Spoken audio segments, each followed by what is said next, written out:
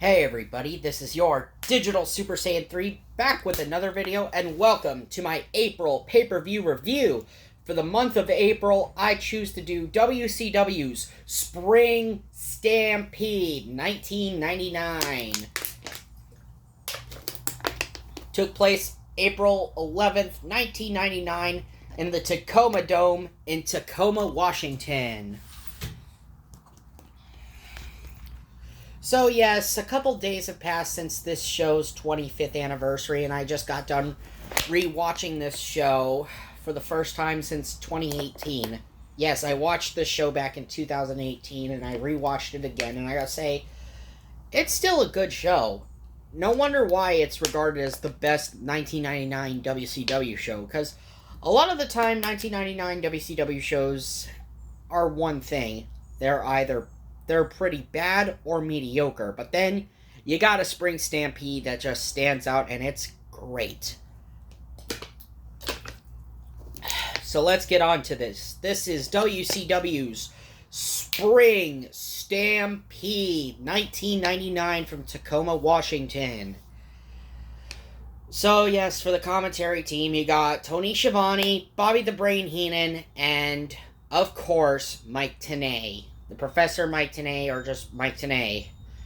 We begin our first contest of Spring Stampede, and it is a number one contenders match to determine who's going to challenge Rey Mysterio, or the winner of the Rey Mysterio-Billy Kidman match later on in the night, to a title match on Nitro, as Juventud Guerrera defeats Blitzkrieg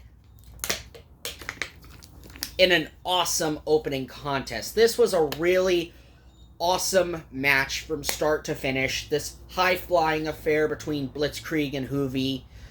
You know, you got the more experienced Juventud taking on the less experienced Blitzkrieg. But for a guy who isn't as experienced as Juvi, Blitzkrieg is actually holding his own really, really well. Juvi ends up beating Blitzkrieg with a top rope Juvi driver for the 1-2-3, and Juventud Guerrera would go on to challenge the winner of Rey Mysterio and Billy Kidman on Nitro. Don't worry, we'll get to Rey Mysterio and Billy Kidman in a sec. Now we're getting into our next match. Yeah, there's not a lot of backstage. There's not even hardly any backstage segments or promos on this show. No, it's just all matches and nothing more. I mean, sure, we get video packages. And these two had been going at it for weeks, getting into our next match, as Hack, aka the Sandman from ECW, yes, that's right, the Sandman was in WCW, but he was wrestling under the name Hack, and he had been butting heads for weeks with Bam Bam Bigelow ever since Uncensored, ever since back in March when they had that three-way with Raven, and now they're butting heads heading into Spring Stampede as they determine who is hardcore. So Hack comes out first with Chastity, who, you know, was supposed to be Raven's sister. She turned on Raven back in Uncensored, which led to Hack getting the victory in that three-way hardcore dance. And, you know, Hack is coming out, he's wrapped in barbed wire, and then out comes Bam Bam Bigelow with a laundry cart full of weapons, and then Hack and Bam Bam begin fighting on the stage area. They begin fighting towards the stage area. We see a table get set up, and Hack jumps off the stagecoach onto Bam Bam Bigelow, who is prone on the table, and all this is going on. Chastity's throwing all the crap out of the laundry cart. You're seeing a whole crap ton of weapons come out. You see chairs, trash cans. Of course, there's going to be trash cans. Milk crates. Yeah, a lot of stuff was in that laundry cart. Oh, and not to mention a fire extinguisher.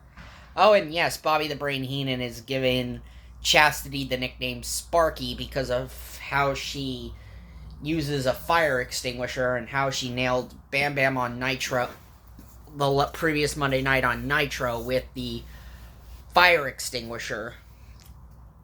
And, you see all these weapons come into play here. You see a lot of tables being used. Bam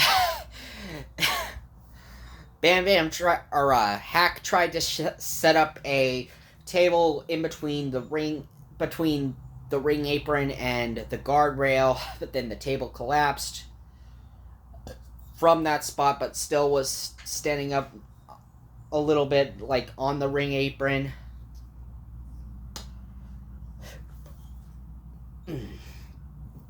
But in the end, it was Bam Bam who ends up firing the the fire extinguisher on Chastity when Chastity tried to use it on Bam Bam and wasn't able to get it to work. But then Bam Bam got the fire extinguisher working and blasted Chastity in the ass with it. And then Bam Bam hits the greetings from Asbury Park from the top on Hack for the 1, 2, 3, and Bam Bam Bigelow is your winner. Another great match, even though the Sandman isn't really known for having 5-star classics. This was still a solid match regardless. This was still a very fun match to watch. Because yes, I know the Sandman isn't known for having technical masterpieces, but that just sort of works for a guy like the Sandman. He doesn't need to be pretty and flashy.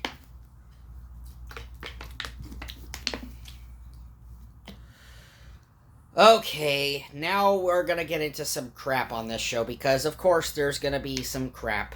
Every 1999 WCW show is gonna tend to have some crap, and Spring Stampede is no different. And our first of the crappy matches, we have Scotty Riggs defeating Mikey Whipwreck. Oh boy, yeah, this wasn't a really good match at all. I mean, yes, Scotty Riggs had just split from the flock after Saturn had just liberated the flock from Raven back in September, ever since September, and now each of the members of the flock are on their own. Kidman went on to become a former cruiserweight, went on to win the Cruiserweight Championship, and he's co-holders of the tag team titles. We'll get into that in a little bit when we get into it, but yeah. And Mikey Whipwreck, WCW wasted a guy like Mikey Whipwreck. Mikey Whipwreck, very talented guy. Sad that he was wasted in WCW. Sad WCW wasted him, and Mikey Whipwreck ended up going back to ECW later on in the year, so it is what it is.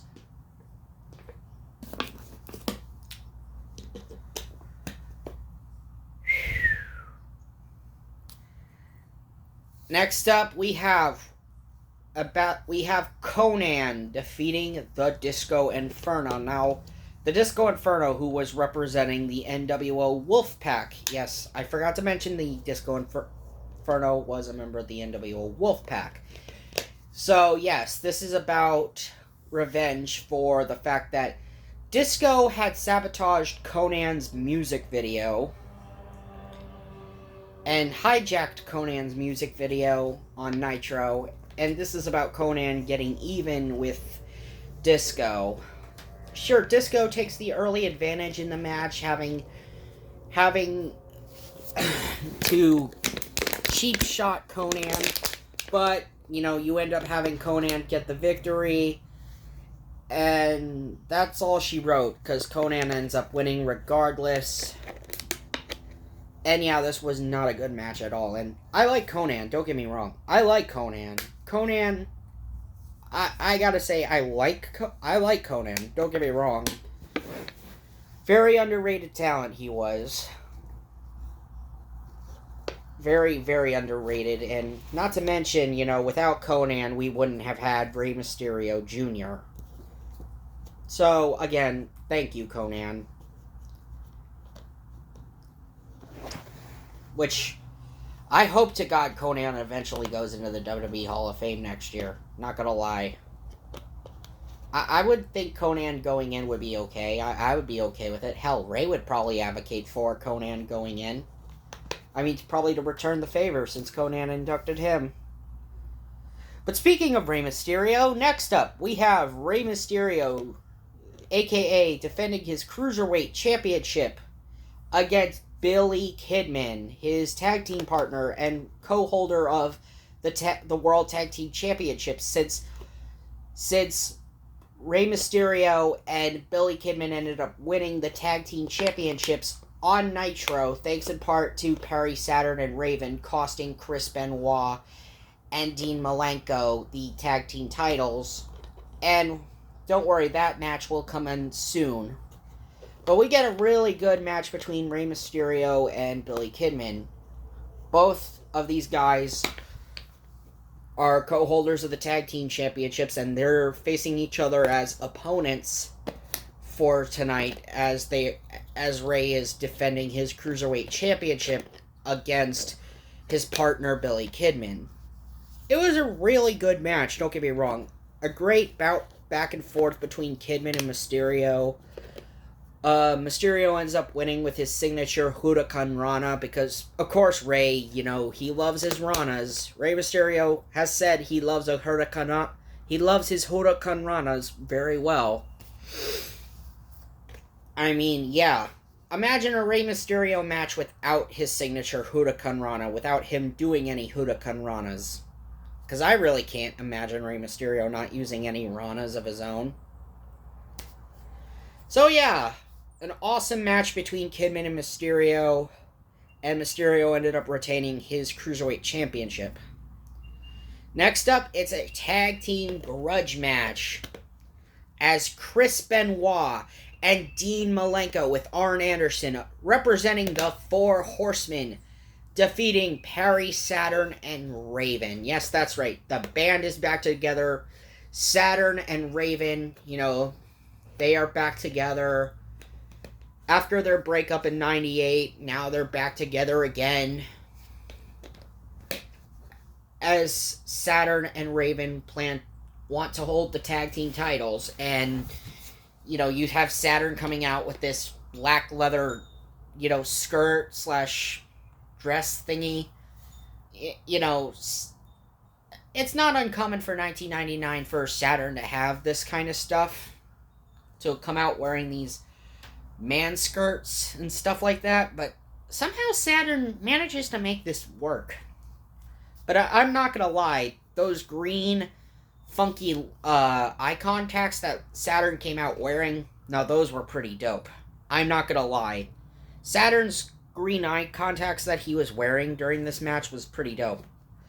We have a lot of chaos, and Arn Anderson was getting involved a lot during this match because, you have your typical Horseman tactics, but you had the crowd right behind Raven and Saturn against the Horsemen's Benoit and Malenko. And this was a very fire tag team match regardless. And in the end, it ends with Arn Anderson putting a chair on Perry Saturn's face and Chris Benoit hitting a top rope, his diving headbutt onto the chair with Perry Saturn's face underneath it. And then Dean Malenko gets the 1, 2, 3. The referee didn't see Arn Anderson get involved. 1, 2, 3. Malenko and Benoit are your victors. And now we're getting into another good match, and this is supposed to be a U.S. Championship Tournament final, as Scott Hall was stripped of the U.S. title. I forgot to mention this back at my Super Brawl 9 review back in 2022. Yes, Scott Hall did win the U.S. title and defeated Roddy Piper for the belt, but because of Scott Hall no-showing and all that stuff, Ric Flair, the WCW president, stripped Scott Hall of the championship. And so we had a U.S. title tournament for the weeks leading into Spring Stampede. Chris Jericho got an early elimination when he lost to Scott Steiner on the Spring Breakout edition of Nitro in '99 in Panama City. But the master of the loopholes managed to get his way back into the tournament when one of the competitors was injured, or shall I say, when Curt Hennig got injured and was supposed to face Booker T. And because of the fact that Curt Hennig got injured, Jericho got his chance to come back into the tournament, and he ends up losing on Thunder to Booker T. And now we get the finals. It comes all the way down to Scott Steiner and Booker T. So, of course, Scott Steiner comes out first, because why wouldn't Scott Steiner come out first? You know, you have Scott Steiner getting in the faces of fans and all that jazz, and he's even intimidating David Penzer. He's going over to David Penzer, you know, who's just trying to do his job. And then, of course, you got Booker T coming out. And I love Booker T's gear here. I'm not going to lie. The gear Booker T is wearing is pretty dope. These black tights with these silver flames on the legs. It's just really cool ring attire that Booker T was wearing. And Booker T was also wearing these black gloves. And, oh yeah, Booker T is also the television champion. And this is his chance to win double the gold here. Of course, you have Johnny Moon, who's the referee for this match. Because why wouldn't Johnny Moon be the referee for this match? And, you know, it also shows that Scott Steiner has no love lost for referees. Because Scott Steiner just seems to not like referees, even when they're trying to do their jobs. Yeah, Scott Steiner has a thing against referees. I mean, especially poor Johnny Moon gets leveled a lot during this match. Especially by Scott Steiner, sandwiching him and Booker, especially being nailed in between Booker T. Especially he gets sandwiched in between Booker T and Steiner. And still, the match ends when Booker T attempts to hit a vertical suplex on Scott Steiner, but Scott Steiner took something out of his trunks, which was this wrapped up foreign object that he jabs right into Booker T's neck, that he jabs right into Booker T's throat. And then Scott Steiner ends up coming down for the 1, 2, 3, and he beats Booker T, and now Scott Steiner, the big bad booty daddy, aka Big Papa Pump, is the new U.S. champion. And I'm going to be honest, I still don't like Scott Steiner. I'm sorry, I'm not a Scott Steiner guy, I'm not a Scott Steiner fan. I know a lot of people like Scott Steiner. I just don't get why. I mean, don't get me wrong, he was fine when he was part of the Steiner brothers. I'm not gonna lie, I don't hate him when he was part of the Steiner brothers, when he and Rick were teaming up. I just didn't like when he was single and when he was doing the Big Papa Poop gimmick. Yeah, I'm gonna be honest, I'm gonna call him Big Papa Poop. Because I can't get behind a guy like Scott Steiner, I'm sorry. And it's not because he was a heel. It's just because of the fact that I just really could not get into the guy at all. I mean, especially if he's just gonna, you know, intimidate fans like he does. And yeah, he's even hit people as well. He's even attacked fans. He's physically attacked fans. I mean, yes, Scott Steiner was on the juice, so at least, yes, he did make some bad choices, and yes, I know he owned up to his mistakes eventually, and you know, now he's doing well for himself, actually. He actually owns his own diner. So, okay, I give Scott credit for that. But I'm still not a fan. Regardless. I don't hate him as a human being, I just didn't like him as a wrestler. That's my preference. And now we get into our next match, and this is a rematch from Starrcade 1998. A rematch from December back at Starrcade. Goldberg, Nash 2. It's Goldberg defeating Kevin Nash. And I gotta say, this one was alright, I guess. I wouldn't say I hate this match completely. Like, okay, Goldberg gets his victory over Kevin Nash and actually gets his win back from Starrcade, so there's that. I mean, sure, you had Lex Luger and Elizabeth who were in Nash's corner, and Lex Luger even gets his ass kicked a lot, too, by Goldberg. Yeah, Lex Luger gets beaten up by Goldberg when he tries to get involved. But in the end, Kevin Nash succumbs to the spear jackhammer.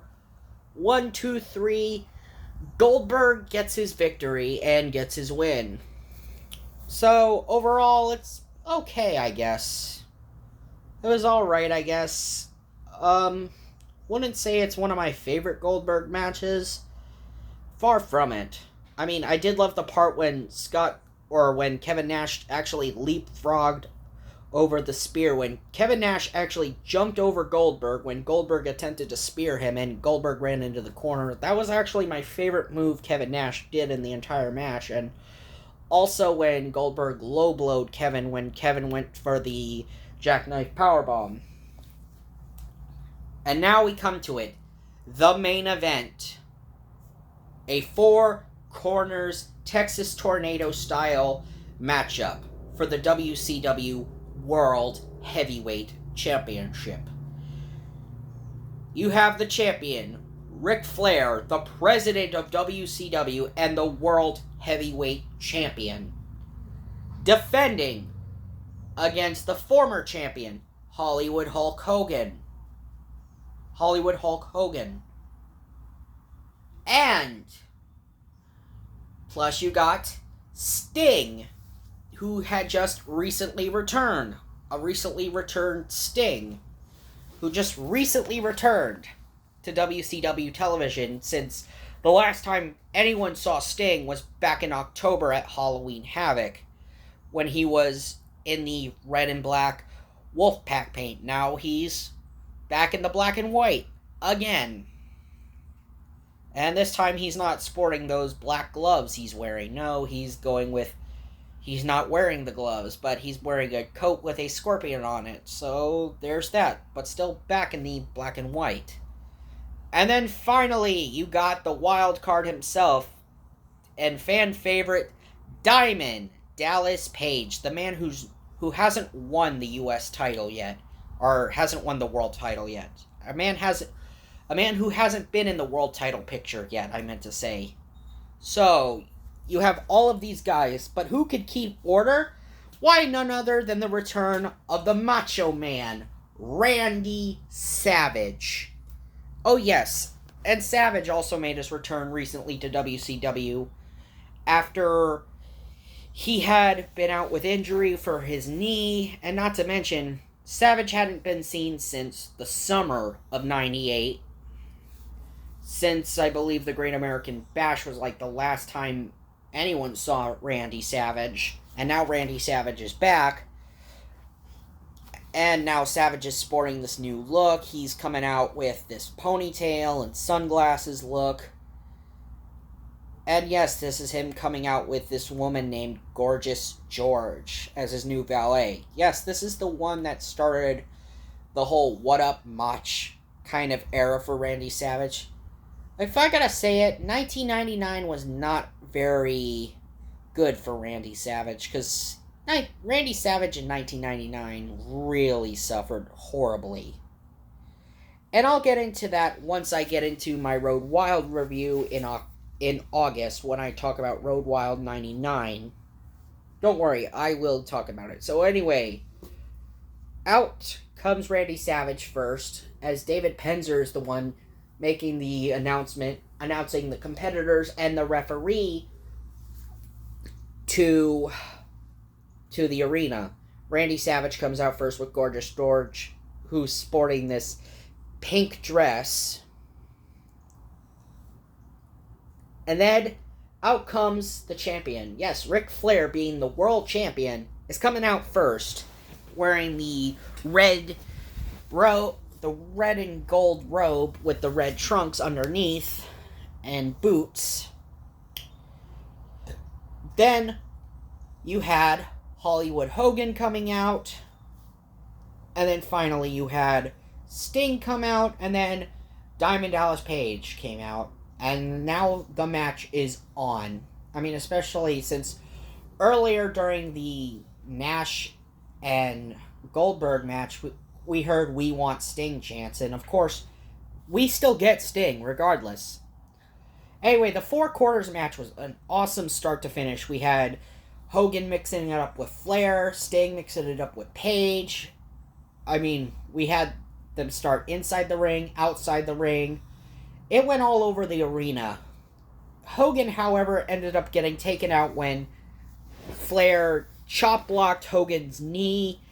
And you see the knee get worked on a lot until to the point where Hogan is taken out of the arena. And Hogan was taking time off for his knee surgery He was taking time off for his knee after Hogan's knee gets just taken out from underneath him at Spring Stampede. But regardless, Flair, he's got, I believe, was it Sting that was, yeah, Flair had Sting in the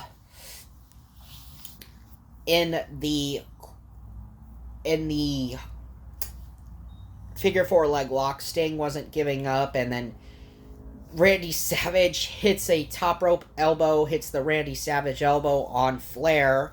Yeah, he's supposed to be a referee, and he's nailing one of the competitors.